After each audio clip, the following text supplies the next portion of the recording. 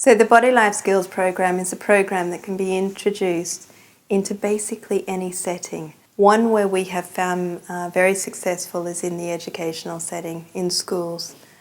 And what we've found is that when introduced into schools, it's very supportive for individual students, but equally for a whole classroom, then for the teaching staff, for the administration staff, but equally for the parents as well.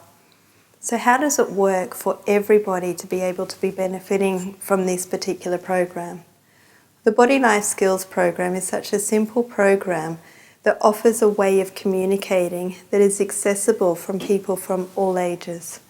So in an individual situation or in a classroom situation, we're actually offering the opportunity for people to be able to communicate how they're actually experiencing life. So in a classroom setting, we'll often have children reporting to the teacher what colour their body's at and the reason why. They might say, hey, I was teased in the playground and I'm now at code orange. Yeah, or I'm finding this task difficult, so now I'm a little bit at code green. Or I'm finding that particular assembly really challenging because the noises inside the assembly are ones that I find very difficult, and it takes my body up to code orange or code red. And many other different examples. But it's giving a voice to the student to be able to communicate how they're actually experiencing life.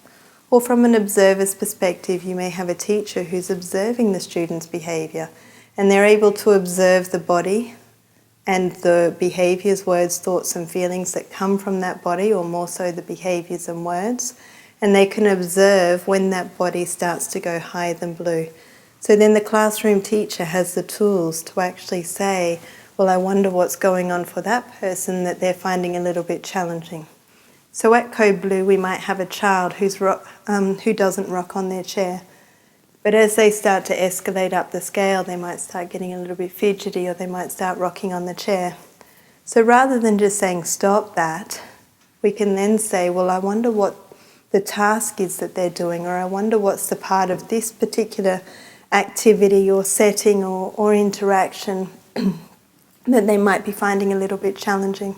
So the Body Life Skills program is giving an assessment tool to the teacher or the academic staff, so that they're able to observe their students and identify the parts of life that they may need to develop the skills to be able to respond to. And whether those skills are taught within the educational setting or outside of the setting, that depends on the resources and what's required for each individual.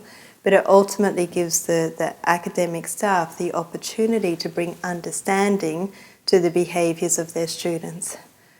But also it gives the teachers, the academic staff, a voice to be able to share how they're actually experiencing the situation in the classroom, in the playground, or in the school setting.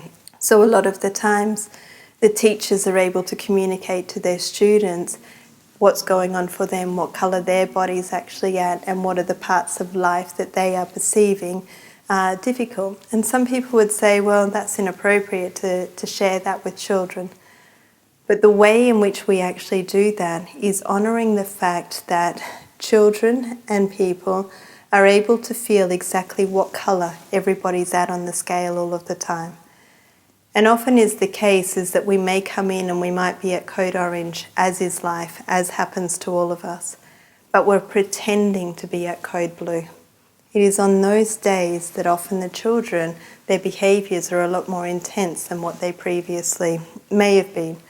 The reason why is because children can feel when we're at code orange, but we're pretending to be at code blue. In that situation, what's actually happening is that we become an unpredictable person. Yeah, we become a trigger for the student, because what they're seeing at code blue and what they're feeling at code orange don't match. And so the child is left feeling a little bit anxious because they don't know what to accept from that person, and therefore the anxiety levels increase.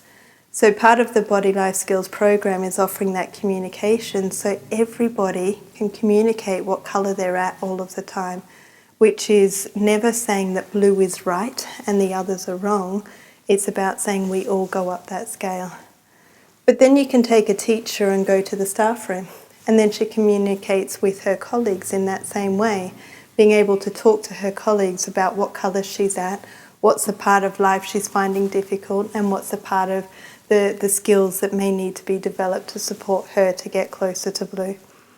And then equally, we introduce the concept to parents.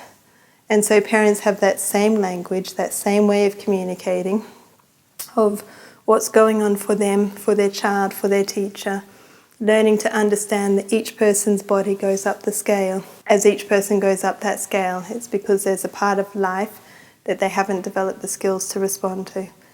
And as a result, we could have parents, academic staff, classroom teachers, teacher aides, students, the whole group all communicating in the one way that offers everybody the opportunity to understand each other and therefore develop the tools to equally all come back to a closer state of blue.